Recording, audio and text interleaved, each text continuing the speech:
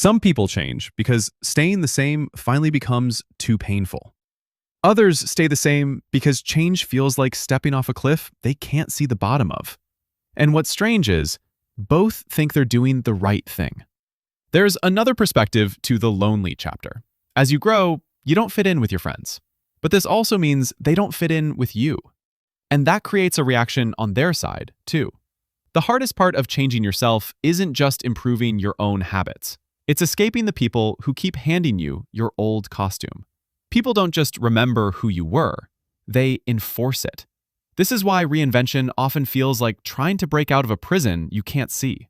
When you look closely, the difference between those who change and those who stay the same isn't found in talent, opportunity, or even desire. It's found in the internal interpretation of discomfort. For some, discomfort is a signal that it's time to grow, expand, and break old patterns. For others, discomfort is interpreted as a warning, evidence that they should retreat, stay still, and preserve what feels familiar. The same stimulus produces two radically different destinies simply because of how it is understood.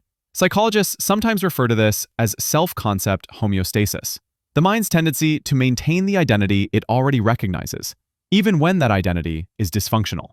A person doesn't stay the same because they lack ambition.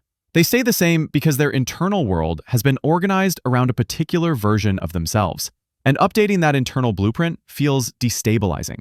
Change requires looking at the mirror and admitting that the person you've always been may no longer be enough for where you claim you want to go.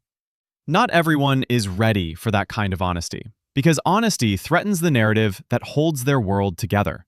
Meanwhile, the people who do change rarely change because life politely invited them. They change because the tension between who they are and who they could be becomes too loud to ignore. Something inside them refuses to keep shrinking to fit a life they've outgrown. They interpret that discomfort not as danger, but as direction. And that interpretation alone is enough to split two people who once stood side by side into entirely different trajectories. The environment deepens this divide. Some people grow up in circles where reinvention is normal, where curiosity is encouraged, and where evolving is seen as a natural expression of being alive. For others, change is treated almost like betrayal, a departure from the group identity, a silent accusation that the people who stayed the same somehow failed. In many families and friend groups, your old role becomes a kind of emotional anchor that others depend on, so your growth forces them to confront their stagnation.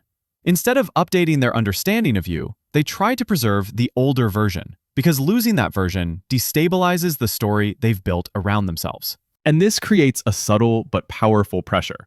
Those who attempt to change often feel pulled back by the gravitational force of who they were in the eyes of others. People remember your previous chapter long after you've turned the page, and their inability to update their mental model becomes a burden you instinctively try to carry. This is why someone who wants to grow sometimes finds themselves behaving like their old self around certain people, not because they haven't changed, but because they're trapped in an ecosystem that rewards sameness and punishes evolution. Yet even beyond the environment, there is something deeply psychological happening. Some individuals possess what researchers call identity flexibility, the ability to imagine themselves as someone they haven't been yet. They don't merely change habits, they change the internal narrative that habits grow from.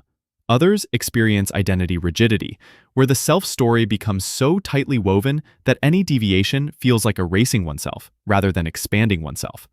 Asking a rigid identity to change is like asking a building to reorganize its foundation while people still live inside. It's possible, but the process feels frightening. This is why two people can read the same book, hear the same advice, or experience the same setback, and one treats it as a turning point while the other treats it as confirmation that they should stay exactly as they are. Change requires imagination. Stagnation requires memory. Some live forward, others live backward. There's also a simple but painful truth. Changing your life demands a kind of psychological grief. You must mourn the versions of yourself that will no longer exist.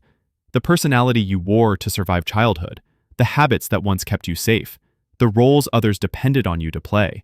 People who change accept this grief and walk through it. People who stay the same avoid grief and call it loyalty. Loyalty to their past, to their identity, to the story they already understand. But perhaps the difference becomes clearest in the moment when life presents a choice. Remain who you've always been or become something unfamiliar. Some people choose the discomfort of expansion.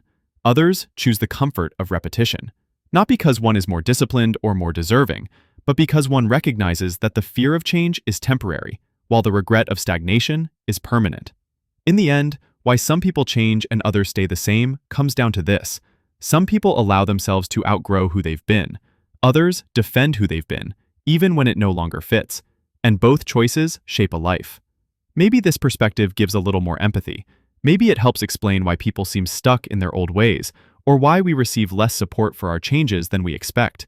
But either way, if the lonely chapter feels like being trapped inside a glass orb, this is what it looks like when peering in from the outside. If you're listening to this, it's likely because you feel that quiet tension, the pull between the version of yourself that is familiar and the version that is waiting. And the truth is simple. You don't need permission to become someone new.